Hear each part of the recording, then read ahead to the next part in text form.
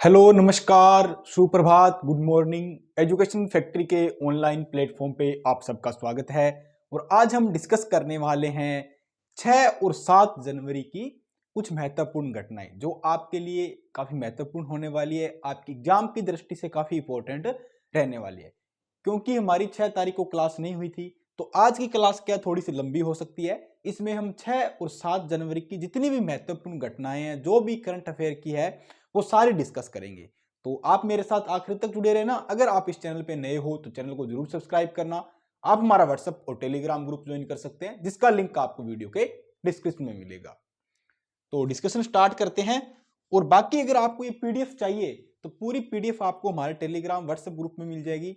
इसके हमारा जो ऐप है वो उसमें मिल जाएगी, वहां आपको इसके टेस्ट भी मिल जाएंगे। तो उनका लिंक भी वीडियो के डिस्क्रिप्शन में दे रखा है, ऐप को जरूर डाउनलोड करें। सबसे पहले मैं बात करूं, आज के फर्स्ट क्वेश्चन की बात करते हैं। तो आज का हमारा पहला क्वेश्चन क्या है, फर्स्ट क्वेश्चन के बारे में बात करते हैं। हमारा फर्स्ट क्वेश्चन है आज का, जो फर्स्ट क्वेश्चन है, किस भारतीय प्रौद्योगिकी संस्थान आईआईटी के द्वारा कृषि में एक डिजिटल पहल लाने के लिए विस्तार नामक प्रोजेक्ट तैयार किया गया? कौन सा बेटा प्रोजेक्ट तैयार किया गया? विस्तार प्रोजेक्ट तैयार किया गया। तो किस आईआईटी ने तैयार किया विस्तार प्रोजेक्ट? तो ये जो आईआईटी है वो कौन सी है? आईआईटी मद्रास है। कौन सी? आईआईटी मद्रास, जो कि तमिलनाडु के अंदर है, या फिलहाल उसका नाम क्या है? चेन्नई है। मद्रास प्राचीन नाम था, अभी नाम उसका चेन्नई है। तमिलनाडु के अंदर ये आईआईटी है। तो इसने कृषि के अंदर, एग्रीकल्चर के अंदर कुछ सुधार, कुछ रिफॉर्म, कुछ नई चीजें लाने के लिए, किसानों के लिए कुछ अच्छा करने के लिए एक नई, एक कृषि आधारित एक डिजिटल पहल शुरुआत की है। इसका नाम क्या रखा है? विस्तार रखा है। इसमें क्या है, किसानों को मतलब टेक्नोलॉजी के साथ जोड़ा जाएगा, उनकी मतलब टेक्निक से जोड़ा जाएगा, उनको खेती बाड़ी के बारे में बताया जाएगा। तो आपसे पूछा जाए कि कृषि मंत्री कौन है? हमारे कृषि मंत्री कौन है? कृषि मंत्री की बात करूं तो कृषि मंत्री कौन है फिलहाल भारत सरकार के, भारत के अंदर? तो वो कौन है? शिवराज सिंह। कौन है बेटा? शिवराज सिंह, जिसको अपन मामा के नाम से बुलाते हैं, शिवराज सिंह है। और पहले एमपी के क्या थे? ये मुख्यमंत्री भी रह चुके हैं। तो शिवराज सिंह वर्तमान में क्या है? भारत के कृषि मंत्री है। ठीक है, भारत के क्या है बेटा? कृषि मंत्री। तो ऑप्शन क्या होगा? ऑप्शन ए हमारा राइट आंसर होने वाला है।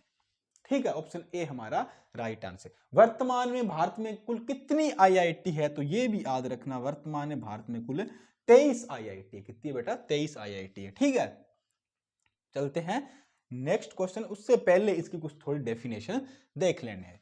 आईआईटी मद्रास ने कृषि और किसान कल्याण मंत्रालय के साथ मिलकर प्रोजेक्ट विस्तार की शुरुआत की, जिसका उद्देश्य भारत में कृषि विस्तार प्रणाली को डिजिटल रूप में सशक्त बनाना है। मतलब जो भी भारत के अंदर कृषि है, खेती है, उसको डिजिटलाइजेशन करना है, डिजिटल के अंदर उसको एक नई मुकाम तक पहुंचाना है। यह परियोजना किसानों के फसल उत्पादन, उसके मूल्य संवर्धन, आपूर्ति श्रृंखला प्रबंधन, उच्च गुणवत्ता की सलाह व सेवा प्रदान करेगी। साथ ही किसानों को सरकारी योजनाओं के बारे में भी जानकारी उपलब्ध कराएगी। मतलब किसानों की जितनी भी योजनाएं हैं, जितनी भी समस्याएं हैं, जो भी उनको नई चीजें, उन सब के बारे में बताने वाला है।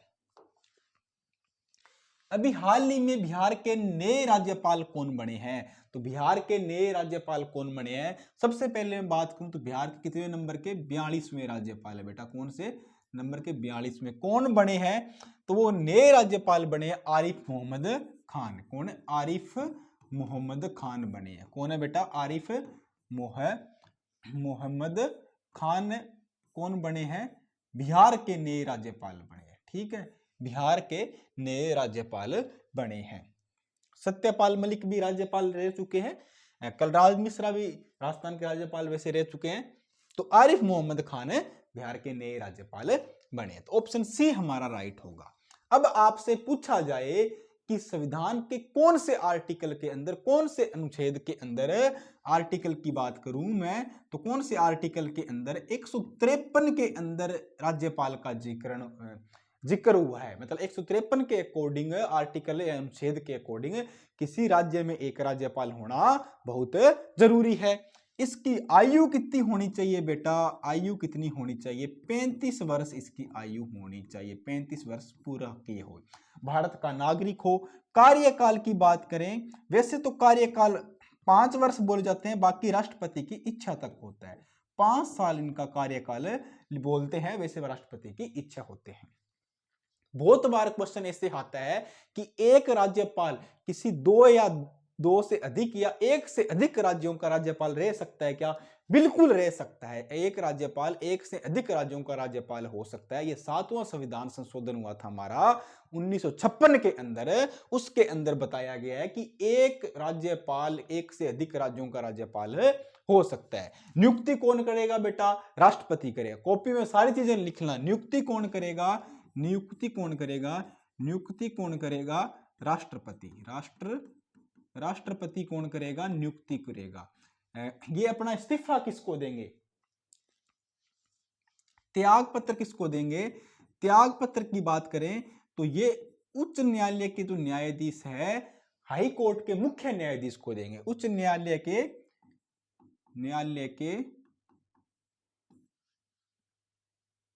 नियुक्ति राष्ट्रपति करेगा। नियुक्ति इनकी राष्ट्रपति करेगा, त्याग पत्र भी ये राष्ट्रपति को देंगे, पर शपथ कौन दिलाएगा? शपथ इनको कौन दिलाएगा? शपथ की बात करें, शपथ इनको कौन दिलाएगा? शपथ उच्च न्यायालय के न्यायाधीश दिलाएंगे। शपथ कौन दिलाएगा? शपथ इनको कौन दिलाएगा? शपथ कौन दिलाएगा? शपथ इनको उच्च न्यायालय के न्यायाधीश दिलाएंगे। उच्च न्यायालय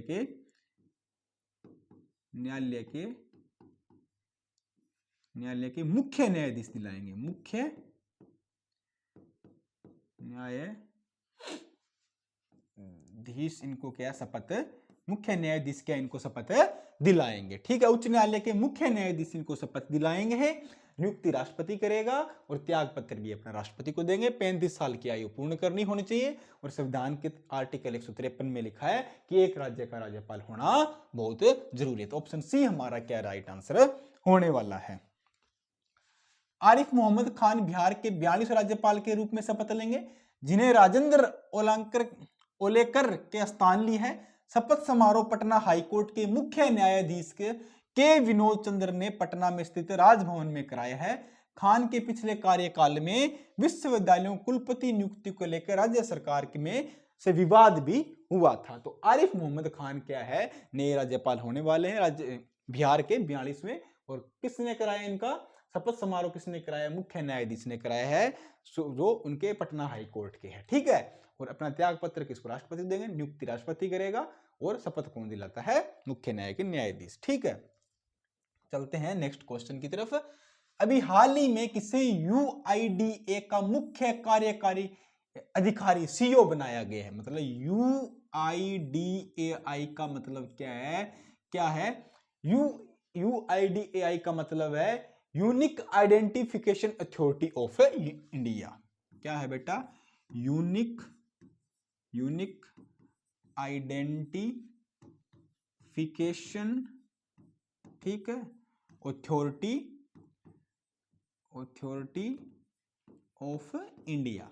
unique identification authority of India. इसके मुख्य कार्यकारी अधिकारी सीईओ कौन बने हैं? सीईओ कौन बने हैं इसके जो सीईओ बने हैं वो कौन बने हैं बेटा? भुवनेश कुमार। कौन बने हैं? भुवनेश कुमार इसके क्या है? सीईओ बने हैं। ठीक है, ये अधिनियम कब आया था? वैसे तो इसकी स्थापना कब हुई थी? स्थापना की मैं बात करूं तो इसकी स्थापना 2009 में हो गई थी। स्थापना कब हो गई थी? स्थापना 2009 में हुई थी। बट आधार अधिनियम कब आया था? 2016 में आया था। आधार अधिनियम कब आया था? क्योंकि आपको पता है आधार कार्ड है ना, वो यूआईडी द्वारा ही जारी किया जाता है। आप उस पर देखना, उस पर लिखा होगा यूआईडी। आधार अधिनियम कब आया था? आधार अधिनियम कब आया था? ये 2016 में आया था। आधार अधिनियम 2016 में आया था। ये चीज भी आपको याद रखनी। तो ऑप्शन ए हमारा क्या है? राइट आंसर होने वाला है। ऑप्शन ए हमारा राइट आंसर है। ये इसके नए सीईओ बनने जा रहे हैं। देखते हैं इसके बारे में थोड़ी जानकारी।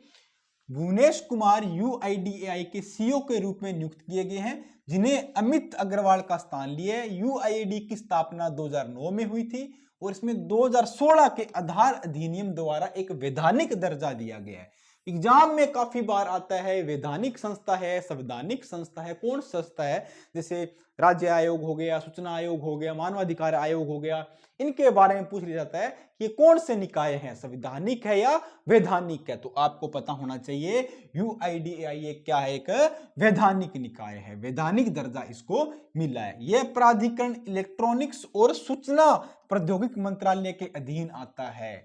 तो इलेक्ट्रॉनिक और सूचना प्रौद्योगिकी मंत्री हमारे कौन है, अश्विनी वैष्णव। रेल मंत्री ही हमारे क्या है, जो हमारे देश के रेल मंत्री ही क्या है, सूचना एवं प्रौद्योगिकी मंत्री है। ठीक है, यूएआईडी का मुख्य कार्य क्या है, आधार नामांकन है, प्रमाणीकरण है, जीवन चक्र के सभी चरणों का प्रबंधन करना है, साथ ही नीति प्रक्रिया और प्रमाणीकरण का विकास करना है। ठीक है, तो आधार कार्ड ही मतलब हम जो बनवाते हैं वो कौन तैयार करता है, यूआईडीएआई ही तैयार करता है। और किस मंत्रालय के अंतर्गत आता है, सूचना इलेक्ट्रॉनिक्स और सूचना प्रौद्योगिकी मंत्रालय के अंतर्गत आता है।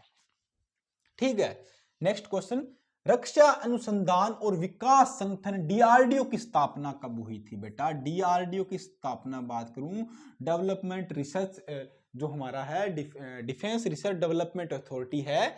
ठीक है, रक्षा अनुसंधान क्या, डिफेंस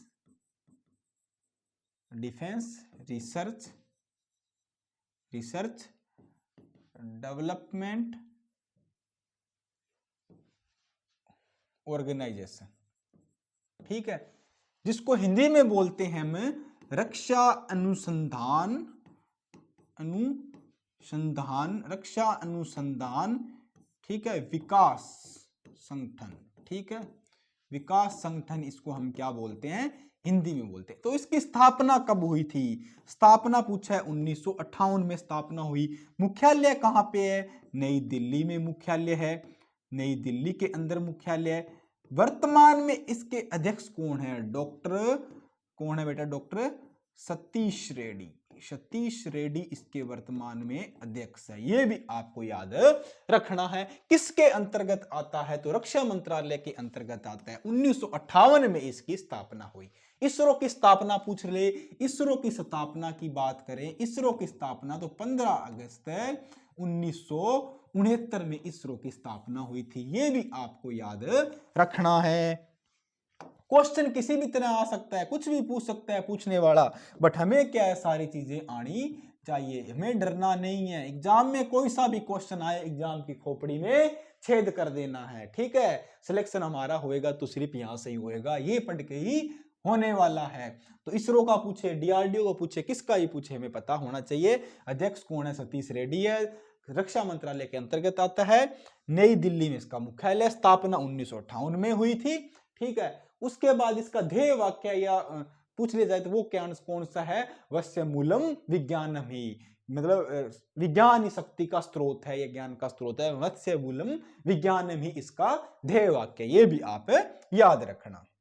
थोड़ी बेसिक जानकारी बता दे, डीआरडीओ 2 जनवरी 2025 को अपना 67वां स्थापना दिवस मना रहा है। मतलब 1958 में स्थापित हुआ था और 52 प्रयोगशालाएं, 5 युवा वैज्ञानिक प्रयोगशालाओं का नेटवर्क बन गया है। कौन सा स्थापना दिवस मना रहा है, 67वां स्थापना दिवस बना रहा है। ऐसे ही पूछ जा सकता है, डीआरडीओ ने हाल ही में अपना कौन सा स्थापना दिवस बनाया था, तो कौन सा बनाया था, 67वां स्थापना दिवस बना रहा है 2 जनवरी 2025 को। ठीक है, ये मिसाइलें, विज्ञान, युद्धक वाहनों और अन्य प्रौद्योगिकियों का विकास का संकलन है। रक्षा मंत्री राजनाथ सिंह ने डीआरडीओ से उपलब्धियों की सराहना की है और निजी क्षेत्र के साथ सहयोग बढ़ाने की आवश्यकताओं पर जोर दिया है।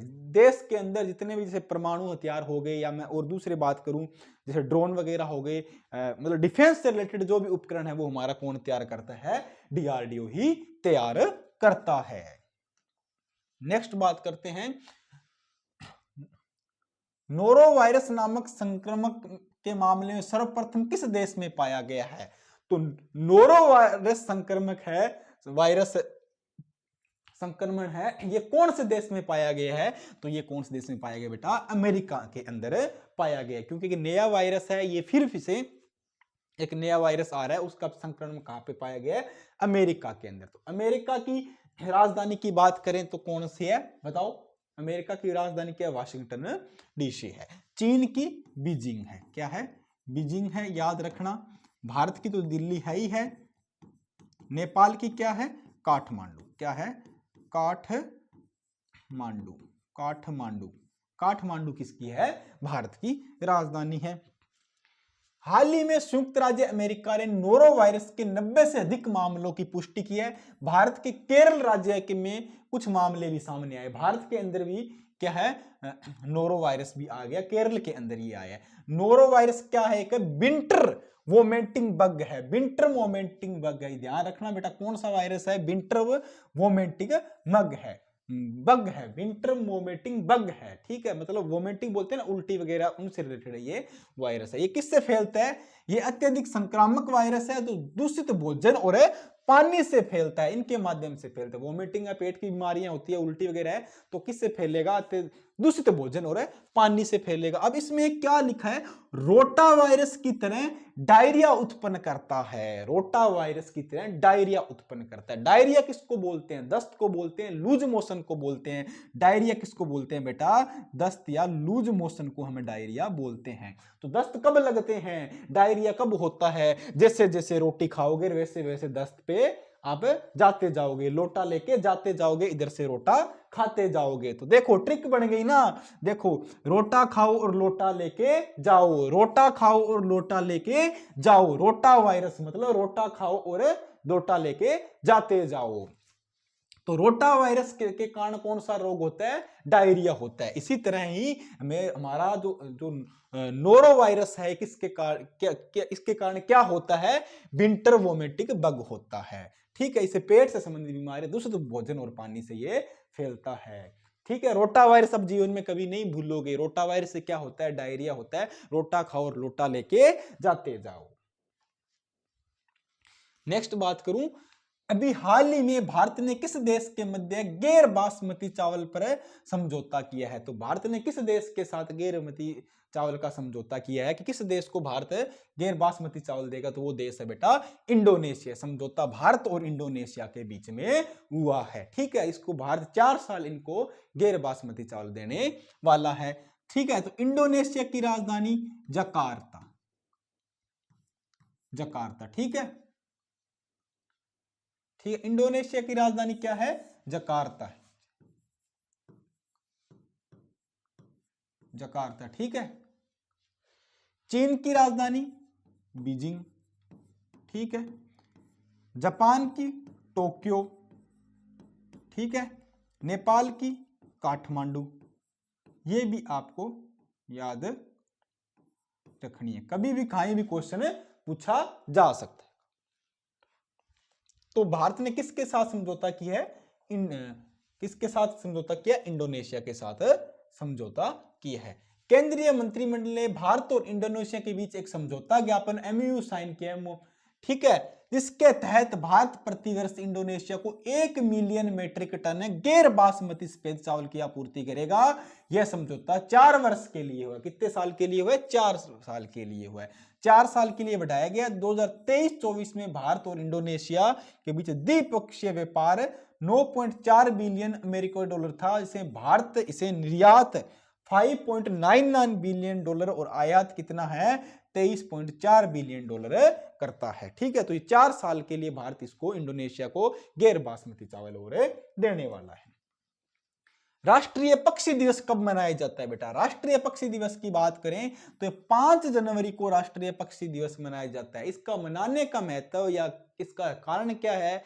जितने भी पक्षी है ये कौन ऑर्गेनाइज करता है? पर्यावरण मंत्रालय। कौन? पर्यावरण मंत्रालय इसको ऑर्गेनाइजेशन करता है। मंत्रालय ये इसको मनाता है। ठीक है, जितने भी पक्षी है उनके आवास के बारे में, उनके रहन सहन के बारे में, उनके भोजन के बारे में, उनमें संकटग्रस्त जातियां कौन सी, इनकी प्रजातियां कौन कौन सी है, इनके बारे में अध्ययन करना, उनके बारे में जागरूकता फैलाना, ये सारा काम कौन करता है? पर्यावरण मंत्रालय ये सारा काम देखता है। और हर साल 5 जनवरी को क्या मनाया जाता है? पक्षी दिवस मनाया जाता है। अब बताओ हमारे पर्यावरण मंत्री कौन है, वन मंत्री कौन है भारत के? तो वो कौन है? भूपेंद्र यादव। याद रखना बेटा, भूपेंद्र यादव हमारे पर्यावरण या वन मंत्री है। तो ऑप्शन डी हमारा क्या है? राइट आंसर होने वाला है। राष्ट्रीय पक्षी दिवस जो कि अमेरिका मूल का है, हर साल 5 जनवरी को मनाया जाता है। ठीक है, इसका उद्देश्य पक्षियों के पारिस्थितिकी तंत्र का महत्व, आवास, निवास, खाद्य संकट, जलवायु परिवर्तन प्रभावित पक्षी प्रजातियां संरक्षण प्रति जागरूकता फैलाना है। भारत के पर्यावरण मंत्री ने इस अवसर पर जो ये काम किया है कि इस पे जोर दिया है कि पक्षियों का संरक्षण किया जाए, इनका बचाव किया जाए, इस पे जोर देने का काम किया है, क्योंकि पक्षियों के आवास और भोजन के लिए महत्वपूर्ण पारिस्थितिकी तंत्र का होना बहुत जरूरी है, इनका अध्ययन करना बहुत जरूरी है। भारतीय ग्रामीण महोत्सव 2025 उद्घाटन किसने किया है? भारतीय ग्रामीण महोत्सव 2025 का उद्घाटन की बात करूं तो किसने किया है? भारत के प्रधानमंत्री नरेंद्र मोदी ने किया। किसने? नरेंद्र भाई मोदी ने किया, नरेंद्र दामोदर दास मोदी जी ने किया है। ठीक है, ये क्यों किया है? इसका करने का मतलब यही है कि भारतीय, इसका ऑप्शन क्या होगा? ऑप्शन सी राइट होने वाला है। इसका करने का मेन उद्देश्य क्या है? इसका मेन उद्देश्य क्या है कि भारत के अंदर, ठीक है, भारतीय ग्रामीण भारत महोत्सव का आयोजन 4 जनवरी से 9 जनवरी तक होगा। इसका क्या है? इसका मेन उद्देश्य क्या है? इसकी थीम क्या रखी है? विकसित भारत 2047 के लिए एक लचीले ग्रामीण भारत का निर्माण करना है। ये थीम याद रखना बेटा, थीम याद रख लेना, यहां से यहां तक है। विकसित भारत 2047 के लिए एक लचीले ग्रामीण भारत का निर्माण करना है, इसकी थीम रखी। इस महोत्सव का मेन उद्देश्य क्या है? मेन उद्देश्य क्या है? जो गांवों की भावना है, संस्कृति, विरासत है, उन पे जश्न मनाया जाए। उस महोत्सव पे मतलब कार्यशालाओं का आयोजन किया जाए, जिसके जरिए ग्रामीण की बुनियादी ढांचे, आत्मनिर्भरता पे अर्थव्यवस्था है, निर्माण है, ग्रामीण समुदाय है, नवाचार को बढ़ावा देने का लक्ष्य रखा गया। और साथ ही इसका उद्देश्य है सरकार टिकाऊ कृषि प्रथाओं को अपनाने के साथ साथ उद्यमिता के माध्यम से ग्रामीण महिलाओं को सशक्त करना है। मतलब गांवों को आगे लेके जाना है, गांवों को सशक्त बनाना है, कृषि व्यवस्था अच्छी होनी चाहिए, ग्रामीण समुदाय वहां पे होना चाहिए, आत्मनिर्भर होने चाहिए, अर्थव्यवस्था होनी चाहिए, उद्योग भी गांव में बढ़ने चाहिए। इन सब चीजों को लेके 2047 में एक इनकी थीम क्या रखी है? विकसित भारत 2047 के लिए एक लचीले ग्रामीण भारत का निर्माण, इसकी थीम रखी। और देश के प्रधानमंत्री नरेंद्र मोदी ने इसका उद्घाटन किया है। तो आपको काफी इंपॉर्टेंट क्वेश्चन है, एग्जाम में जरूर आपको देखने को मिलेगा। नेक्स्ट क्या है? द्वीप विकास agency, Island Development Agency IDA की 7वीं बैठक की अध्यक्षता किसने की है? आईडीए की मैं 7वीं बैठक की अध्यक्षता की बात करूं तो किसने की है? हमारे देश के गृह मंत्री है अमित शाह जी ने, उन्होंने की है। इसका मतलब क्या है? जो द्वीप विकास एजेंसी है, इसका मतलब यह है कि जैसे लक्षद्वीप हो गया, अंडमान निकोबार द्वीप हो गया, इनका विकास करना है, इनको डेवलप करना है, इसका मतलब मेन उद्देश्य ये है। जो 7वीं बैठक हुई थी अमित शाह जी ने की थी, इसमें इसी लक्षद्वीप और अंडमान निकोबार द्वीप के विकास की बात हुई थी। इनके अंदर पीएम जो योजना है, कौन सी योजना? पीएम सूर्य घर योजना है, उसके तहत यहाँ रिन्यूएबल एनर्जी है, सोलर एनर्जी के तहत यहाँ पे क्या है कि पवन चक्कियां लगाओ, सोलर पैनल लगाओ और एनर्जी के रिन्यूएबल एनर्जी के अंतर यहाँ पे 100% ऊर्जा प्राप्त होने का लक्ष्य हासिल करने का लक्ष्य इन्होंने रखा है। मतलब जितने भी मंत्रालय यहाँ पे डेवलपमेंट करना चाहते हैं वो आपस में बातचीत करके, कोलैबोरेट करके अपना काम करे, चाहे वो एनर्जी ऊर्जा मंत्रालय हो, चाहे कोई दूसरा मंत्रालय, कोई सा मंत्रालय, वो सारे यहाँ पे आके इन्वेस्ट करे, अपना काम करे और इसको जो हमारे द्वीप है, लक्षद्वीप, अंडमान निकोबार है, इनको एक अच्छे लेवल पे लेके जाएं। तो इसमें क्या है? पीएम सूर्य घर योजना के तहत अंडमान निकोबार द्वीप समूह और लक्षद्वीप के सभी घरों में 100% सौर पैनल लगाए जाए, चाहे सौर पैनल और पवन चक्कियों के जरिए 100% रिन्यूएबल एनर्जी हासिल करने का उद्देश्य भी रखा है। और सभी संबंधित मंत्रालय द्वीप समूह, पर्यटन, व्यापार, अन्य क्षेत्रों से जुड़ के आप योजना को मिलकर काम करें। अब जो पीएम सूर्य घर योजना है, इसके तहत कितनी यूनिट फ्री मिलती है? तो 300 यूनिट मिलती है कितना बेटा? 300 यूनिट बिजली क्या है? फ्री है। कितनी? 300 यूनिट बिजली क्या मिलती है? फ्री। ये भी आपको याद रखना है। ये क्वेश्चन भी रिपीट हुआ है कि पीएम सूर्य घर योजना के तहत कितनी यूनिट बिजली फ्री मिलती है? तो 300 यूनिट मिलती है। अभी हाल ही में पीएम मोदी ने किस शहर में केंद्रीय आयुर्वेदिक अनुसंधान संस्थान CARI का आधारशिला रखी है, तो मतलब सेंट्रल आयुर्वेदिक रिसर्च इंस्टीट्यूट है। तो क्या हो गया? केंद्रीय। क्या हो गया? इसका मतलब है केंद्रीय, ठीक है, आयुर्वेद अनुसंधान का मतलब होता है रिसर्च, अनुसंधान संस्थान इंस्टीट्यूट। इसकी आधारशिला कहां पे रखी है? तो इसकी आधारशिला रखी है बेटा नई दिल्ली के अंदर रखी है। कहां पे? नई दिल्ली के। अब देश के प्रधानमंत्री चाहते हैं, सरकार चाहती है कि देश के अंदर आयुर्वेदिक का चलन वापिस से बढ़ना चाहिए, तो CAIR की स्थापना की जा रही है। ये सेंट्रल एग्रीकल्चर रिसर्च इंस्टीट्यूट नहीं है, वो CR नहीं है बेटा, ये सेंट्रल आयुर्वेदिक रिसर्च इंस्टीट्यूट है, ठीक है। तो इसकी स्थापना की गई है, तो कहां पे की जा रही है? नई दिल्ली के अंदर की जा रही है। कहां पे?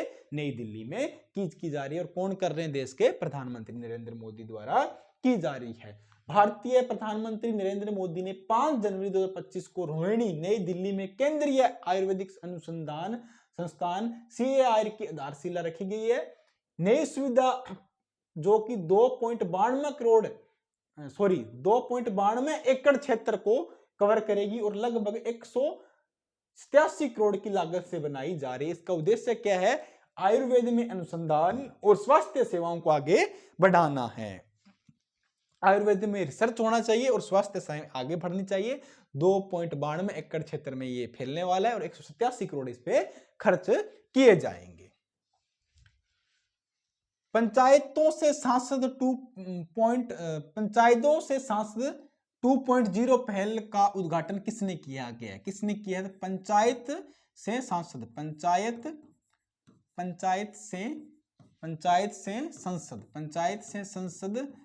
2 का उद्घाटन किसने किया है? पंचायत से संसद 2 का उद्घाटन किसने किया है? हमारे देश के जो लोकसभा अध्यक्ष है ओम बिरला जी, इन्होंने किया है। किसने बेटा?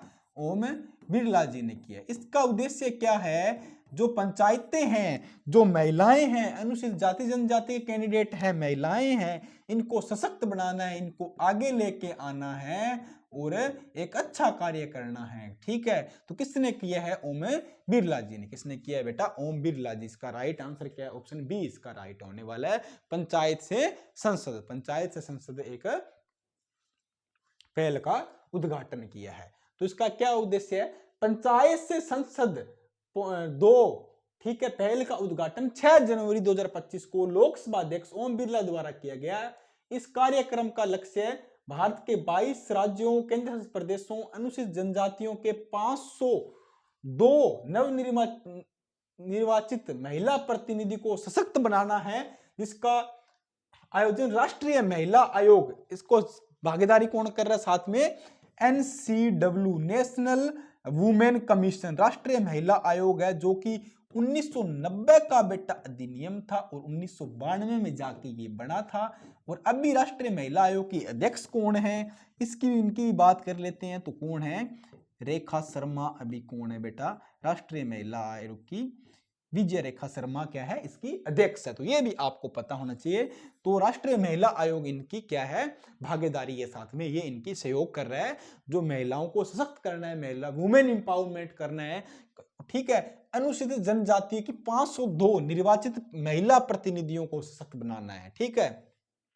जब महिला को सशक्त बनाया जाएगा तो क्या है? एक महिला से देख के दूसरी महिला भी कुछ सीखेगी, क्योंकि बोलते हैं ना कि औरत ही औरत की दुश्मन है, या औरत ही औरत को एक आगे बढ़ाती है, औरत ही औरत को क्या है? पीछे खींचती है। तो अगर एक महिला कुछ करेगी तो दूसरी महिला भी उसको देख कर जरूर करेगी। जैसे कि आपको पता है, कोई महिला एक नया सूट साड़ी कुछ लेके आती है लेडीज, तो उसको देख के पड़ोस में जो भी उसके महिला है वो भी वैसा के वैसा करने की सोचती है, वैसा के वैसा साड़ी सूट लाती है, ठीक है। तो तभी इसलिए क्या है, सरकार ने एक नई स्कीम सोची है कि अगर इन महिलाओं के जो सरपंच महिलाएं, प्रतिनिधि महिलाएं हैं, इनको सख्त किया जाएगा, इनको एम्पावरमेंट किया जाएगा, तो इनको देख के और महिलाएं भी सीखेगी, उनकी भागीदारी बढ़ेगी, वो भी आगे आएगी, इन ऐसे कार्यक्रमों में हिस्सा लेगी। क्वेश्चन नंबर 12 की बात करें, 38वें राष्ट्रीय खेलों की मशाल को क्या नाम दिया गया है? मशाल जानते हो क्या होता है? मशाल का मतलब होता है जो लोहे की वो मशाल जलती है ना, एक ऐसे इस तरह होती है, जैसे मान लो एक लोहे का डंडा होता है, उस पे से खोपचा सा बना होता है, इसमें आग जलती है, इससे आग, ठीक है। और इस मसाल को लेके फिर घुमाया जाता है उस ग्राउंड के आसपास, यहाँ से, ठीक है, मसाल को लेके।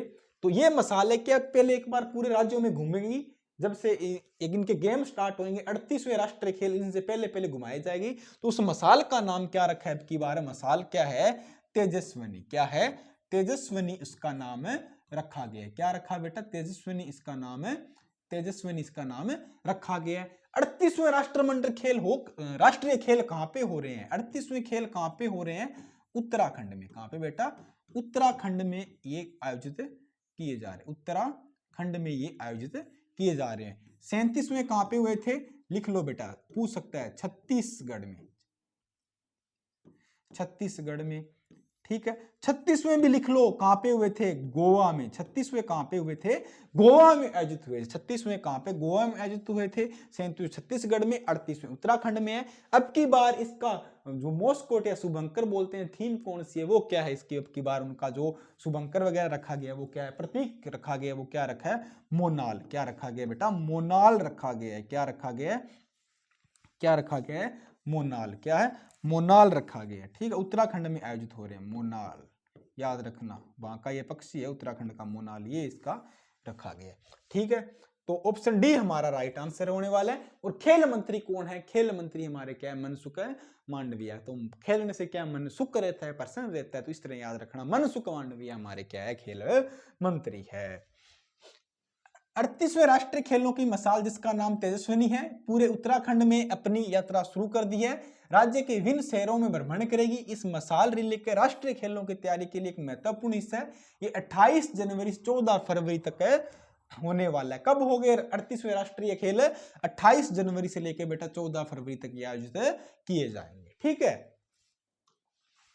नेक्स्ट बात करूं, हाल ही में किस शहर को दुनिया का सबसे प्रदूषित शहर घोषित किया गया है? तो दुनिया का सबसे प्रदूषित शहर वो कौन सा है? हेनोई। क्या कौन सा? हेनोई वियतनाम की राजधानी है बेटा, वियतनाम की राजधानी हेनोई क्या है? सबसे दुनिया का प्रदूषित शहर है। नई दिल्ली भारत की राजधानी है। पेरिस की राजधानी किसकी है? पेरिस फ्रांस की राजधानी है, ठीक है। और ढाका किसकी है? बांग्लादेश की, ठीक है। ढाका किसकी राजधानी है? बांग्लादेश की राजधानी।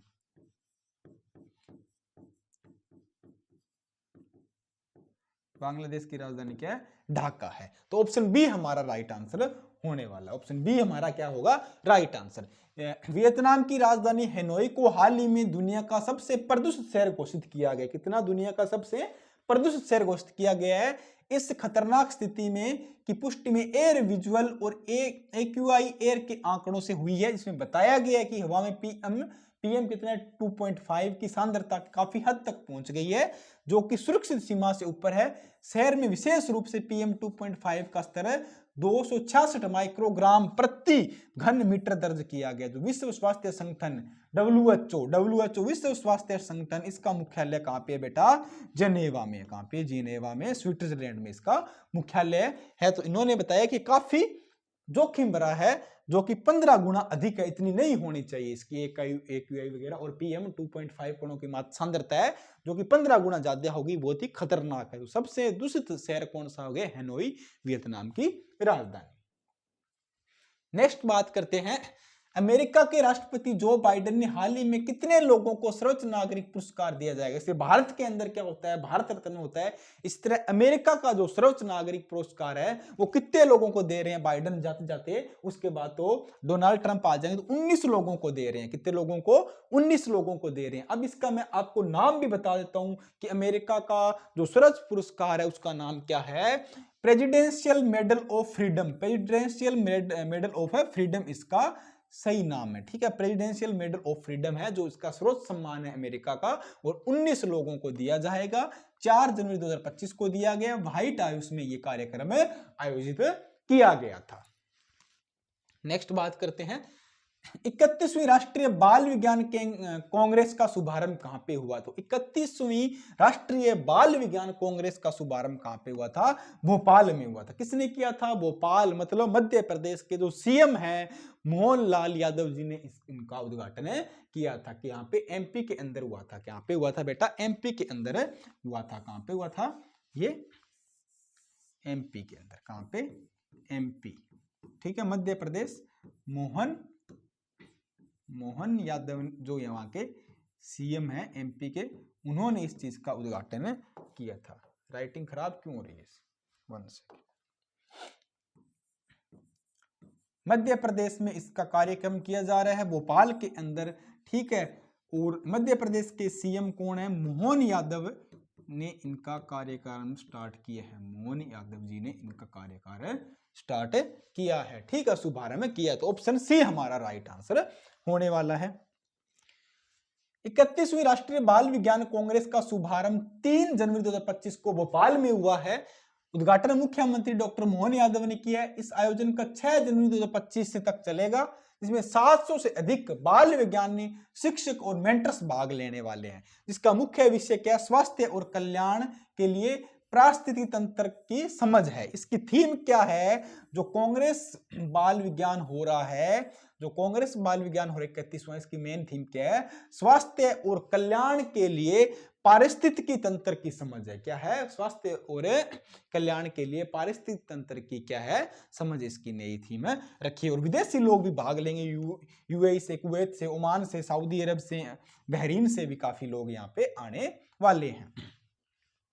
One nation one subscription scheme Bharat के सरकार के द्वारा किसके लिए लाई गई है? वन नेशन वन सब्सक्रिप्शन, जैसे one nation one election, one nation one ration card, ठीक है, इस तरह की स्कीम चलाई जा रही है। तो ये कौन सी है? One nation one subscription scheme लागू की गई है। किसके लिए की गई है? तो छात्रों के लिए की गई, स्टूडेंटों के लिए की है, छात्रों के लिए, विद्यार्थियों के लिए की गई है।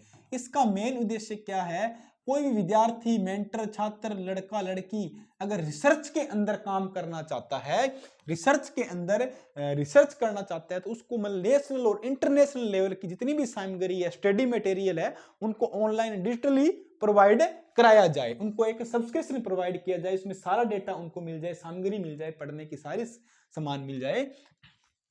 तो रिसर्च के लिए एक काम स्टार्ट किया गया। किसके लिए? छात्रों के लिए ये किया गया। तो अब आपसे पूछे कि वन नेशन और वन इलेक्शन, एक देश एक चुनाव, जो कमेटी गठित की गई वो किसकी अध्यक्षता में थी? तो रामनाथ कोविंद जी, हमारे देश के 14वें राष्ट्रपति थे, उनकी अध्यक्षता में एक कमेटी गठित हुई थी। वन नेशन वन इलेक्शन, एक देश एक राष्ट्र, याद रखना एग्जाम में बहुत बार आती है, ठीक है, एक देश एक राष्ट्र वाली। केंद्र सरकार ने 1 जनवरी 2025 को वन नेशन वन सब्सक्रिप्शन, ठीक, योजना लॉन्च की। इसका उद्देश्य छात्रों और शोधकर्ताओं को उच्च गुणवत्ता वाली शिक्षा और रिसर्च सामग्री का आसान तक पहुंचाना है, आसानी से उन तक पहुंचाया जाए, इसके लिए काम किया गया है, ठीक है। जो शोधकर्ता और छात्र रिसर्चर है, उनको सामग्री उन तक पहुंचाई जाए। क्वेश्चन नंबर 17, अभी हाल ही में किस भारतीय लेखिका को अंतरराष्ट्रीय फिल्म महोत्सव, ठीक है, पद्मामणि अचीवमेंट अवार्ड दिया गया? तो किस को दिया गया? ये दिया गया है साई पराइजेपे को। किसको? साई पराइजेपे को ये अवार्ड मिला है। अगर आपसे पूछा, ठीक है, दादा साहब फाल्के पुरस्कार 2024 वाला किसको मिला है? तो वो किसको मिला था? मिथुन चक्रवर्ती को। याद रखना दादा साहब, ये याद रखना, एग्जाम में कई बार है इंपोर्टेंट, दादा साहेब फाल्के पुरस्कार। दादा साहेब फाल्के पुरस्कार किसको मिला है बेटा? I am disco dancer. कौन है? मिथुन चक्रवर्ती। भाई मिथुन दा को मिला है, मिथुन चक्रवर्ती को मिला है, ठीक है, मिथुन चक्रवर्ती को ये मिला है, मिथुन चक्रवर्ती को मिला है, ठीक है। तो ऑप्शन क्या होगा हमारा? ए इसका राइट आंसर होने वाला है। भारतीय सिनेमा की प्रमुख निर्देशक और लेखिका साई परांजपे को अजंता एलोरा राष्ट्रीय फिल्म महोत्सव AIFF 2025 में पद्मपणि लाइफ टाइम अचीवमेंट अवार्ड से सम्मानित किया गया है, ठीक है। ये उनकी जो प्रसिद्ध फिल्में हैं, सपर, चश्मे बूटर, कथा और साग के लिए समांतर सिनेमा आंदोलन के योगदान के लिए उनको ये अवार्ड दिया गया। इनकी जो महत्वपूर्ण फिल्में हैं, सपर, चश्मे बूटर, इनके लिए, और इनका योगदान है सिनेमा आंदोलन के लिए, इनको ये अवार्ड दिया गया है, ठीक है। नेक्स्ट, अभी हाल ही में किस बैंक ने हर घर लखपति योजना लॉन्च की है? हाल ही में किस बैंक ने हर घर लखपति योजना लॉन्च की है, तो ये किस बैंक ने की है बेटा? एसबीआई बैंक ने की है। किसने? एसबीआई द्वारा ये हर घर लखपति योजना लॉन्च की जा रही है। किसके द्वारा? एसबीआई बैंक द्वारा। अब आपसे पूछे एसबीआई की स्थापना कब हुई थी, तो 1 जुलाई 1955 में एसबीआई की स्थापना हुई थी और 1 अप्रैल 1935 में आरबीआई की 1 अप्रैल 1935 में आरबीआई की स्थापना हुई थी। 1 जुलाई 1955 में एसबीआई की स्थापना हुई थी, ये भी आपको याद रखना है।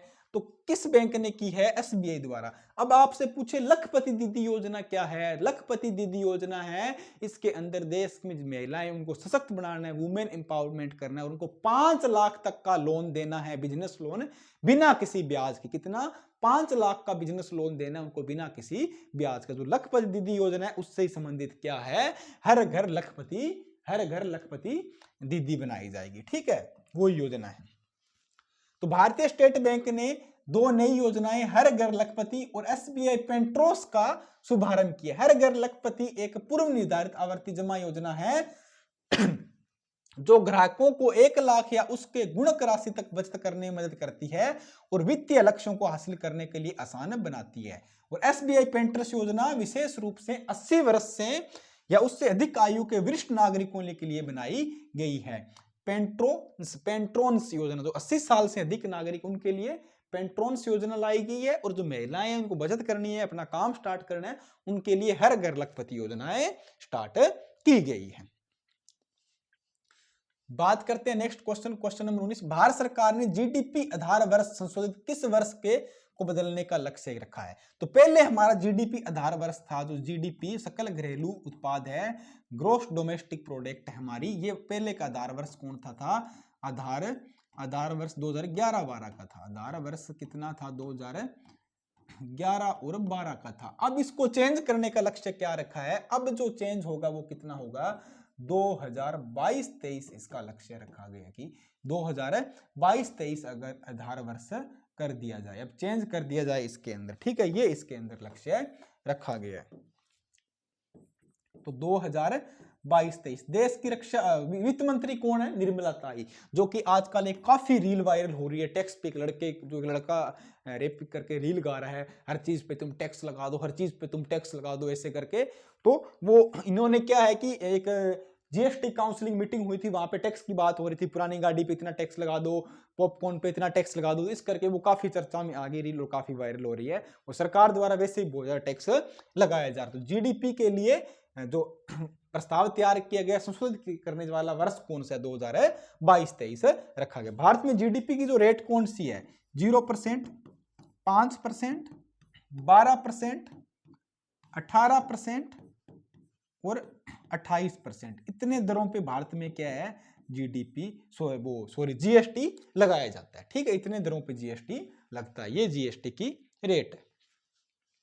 भारत सरकार ने जीडीपी गणना के लिए आधार वर्ष 2011-12 को बदलकर कितना कर दिया है? 22-23 का लक्ष्य रखा है। 11-12 को बदल के 22-23 करने का लक्ष्य रखा है, योजना बनाई है। संशोधन आर्थिक परिदृश्य संरचनात्मक परिवर्तनों बेहतर ढंग से दर्शाए। 26 जनों के सदस्य की समिति का गठन किया गया है, जिसकी अध्यक्षता कौन करेंगे? विश्वनाथ गोल्डकर इसकी अध्यक्षता करेंगे। उनका उद्देश्य है कि नए डेटा नए स्रोतों के आधार पे पहचान करे, राष्ट्रीय खातों और आंकड़ों को बेहतर तरीके से संकलित करने का काम इस पे किया जाए। तो 26 सदस्य और इसके अध्यक्ष कौन है? विश्वनाथ गोल्डकर।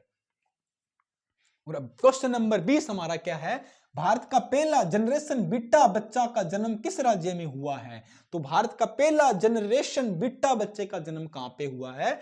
मिजोरम में हुआ। कहां पे हुआ बेटा? मिजोरम। ऑप्शन ए हमारा क्या है? राइट है। 2025 में जनरेशन बीटा की शुरुआत के साथ भारत के नए युग का स्वागत किया है। मिजोरम के आइजोल में 1 जनवरी को जन्मे फ्रेक्की रेमरुआ आटाडिका जोंदेंग रामजीर भावी और जेडी में रेमरू आटक सांगा के बेटे को भारत के पहले जनरेशन बीटा बच्चे के रूप में पहचाना गया। इनका परिवार आइजोल के खाटला ईस्ट क्षेत्र से है। जनरेशन बीटा का तात्पर्य है 2025 से 39 के बीच जन्मे बच्चों से हैं। जनरेशन बीटा का मतलब क्या है, 2025 से 39 के बीच में जो बच्चे जन्मे हैं उनको क्या किस में रखा है, जनरेशन बीटा के अंदर रखा गया। तो 1 जनवरी को सबसे पहले जन्मने वाला बच्चा कौन सा था, 1 जनवरी 2025 को, ये मिजोरम के आइजोल का था, इसका नाम है, ठीक है। इसका नाम ही बहुत अजीब सा है भैया, जन्मे फ्रेकी रेमू आटडिका जांदेग, ठीक है। माता पिता का भी नाम दे रखा है साथ में। तो जनरेशन बीटा ईयर कौन सा होगा, 2025 से 2039 वाला वर्ष वो कौन सा होगा, जनरेशन बीटा वर्ष होने वाला है। क्वेश्चन नंबर 21 हमारा आज का क्या बोलता है, हाल ही में भारतीय हथकरघा प्रौद्योगिकी संस्थान के नए परिसर का उद्घाटन कहां पे हुआ है। तो हथकरघा प्रौद्योगिकी संस्थान का नया उद्घाटन किस राज्य में हुआ है, तो पश्चिम बंगाल में हुआ। कहां पे बेटा, पश्चिम बंगाल में इसका आयोजन किया जा रहा है। कहां पे, पश्चिम बंगाल में। ऑप्शन डी हमारा क्या है इसका राइट आंसर। पश्चिम बंगाल की राजधानी कोलकाता, मुख्यमंत्री कौन है, ममता बनर्जी है, ठीक है। पश्चिम बंगाल के नदिया जिले के फुलिया में भारत हथकरघा प्रौद्योगिकी संस्थान के नए परिसर का उद्घाटन केंद्रीय वस्त्र मंत्री हमारे कौन है, गिरिराज सिंह ने की है। इस परिसर पर 75.95 करोड़ का खर्च आएगा। इस परिसर में पश्चिम बंगाल, बिहार, झारखंड, सिक्किम के छात्रों को शैक्षणिक आवश्यकताओं को पूरा करेगा और सीटों की संख्या में वृद्धि करके पहले वर्ष में सीटों की संख्या 33 से बढ़ाकर 66 कर दी है। इन जो राज्य है, पश्चिम बंगाल है, बिहार है, झारखंड है, सिक्किम है, इन छात्रों को मतलब ट्रेनिंग देनी है और जो सीटों की संख्या 33 से बढ़ाकर 66 कर दी है। केंद्रीय मंत्री हमारे कौन है, कपड़ा मंत्री गिरिराज सिंह जी है और पश्चिम बंगाल में कार्यक्रम स्टार्ट किया गया। तो ये हमारे आज के 6 जनवरी और 7 जनवरी के MCQ थे। अब हम देख लें जल्दी जल्दी वन लाइनर कितने। आज की क्लास थोड़ी लंबी होगी बट कोई ना, आपके लिए मैंने पूरी मेहनत की है। आर वैशाली ने किस खेल में कांस्य पदक जीता है, तो शतरंज के अंदर कांस्य है, विश्व बैडमिंटन चैंपियन शतरंज के अंदर कांस्य पदक जीता है। हाल ही में भारत के निर्मित सर्जिकल रोबोट कहां स्थापित किया गया है, तो पुणे के अंदर सर्जिकल रोबोट स्थापित किया गया। विश्व ब्रेल दिवस 2019 से स्टार्ट हुआ, 4 जनवरी को मनाया जाता है। जो अंधे लोग हैं उनके लिए होता है। लोकपाल और लोकायुक्त का अधिनियम 2013 के अंदर लागू हुआ था, ठीक है। अजय माणिकराव अभी हमारे लोकपाल है। मनु भाकर को जो मेजर ध्यानचंद खेल पुरस्कार मिला वो किसके लिए, शूटिंग के लिए। इन्होंने ओलंपिक के अंदर 2 कांस्य पदक जीते थे। रूस ने अपने नए पर्यटकों के लिए कर लगाने की घोषणा की, वो 1 जनवरी 2025 से कर स्टार्ट होगा, पहले 1% लगने वाला है। अभी हाल ही में जितेंद्र मिश्रा ने भारतीय वायुसेना कौन सी कमान संभाली, तो जितेंद्र मिश्रा ने भारतीय वायुसेना की पश्चिम कमान संभाली है। कौन सी बेटा, पश्चिम कमान संभाली है। अभी हाल ही में केंद्र सरकार ने पशुधन स्वास्थ्य उत्पादन को सुदृढ़ बनाने के लिए कितनी राशि की घोषणा की है, तो 1702 करोड़ राशि की घोषणा की है। अभी हाल ही में केंद्रीय गृह मंत्री अमित शाह ने किस पुस्तक का विमोचन किया है, तो जम्मू कश्मीर एवं लद्दाख जो पुस्तक है उसके बारे में उनका विमोचन किया है। शुद्ध एजेज का विमोचन किया है, शुद्ध एजेज का विमोचन किया है, जो जम्मू कश्मीर की संस्कृति विरासत के बारे में, इतिहास के बारे में बताएगी। भोपाल गैस त्रासदी 40 वर्ष पूरे होने में यूनियन कार्बाइड फैक्ट्री में कितना खतरनाक कचरा हटाया गया, तो 1377 टन का कचरा हटाया गया। 1984 में यहाँ पे गैस का रिसाव हो गया भोपाल के अंदर। ये जो यूनियन कार्बाइड फैक्ट्री थी यहाँ पे, तो मिथेल आइसोनाइड का रिसाव हुआ, बहुत सारे लोगों की जान चली गई थी, वो कारखाना बंद हो गया, बाहर की कंपनी थी, तो अब उसको साफ किया गया। तो कितना कचरा हटाया वहां से, 1370 टन का कचरा वहां से हटाया गया। तो ये हमारे आज के वन लाइनर और MCQ थे। उम्मीद करता हूं आप पसंद आए। कमेंट करके जरूर बताएं कैसे लगे। ज्यादा से ज्यादा वीडियो को शेयर करें, अपना प्यार बनाए रखें। कल फिर मिलते हैं एक नेक्स्ट क्लास में, तब तक जुड़े रहें। जय हिंद, धन्यवाद।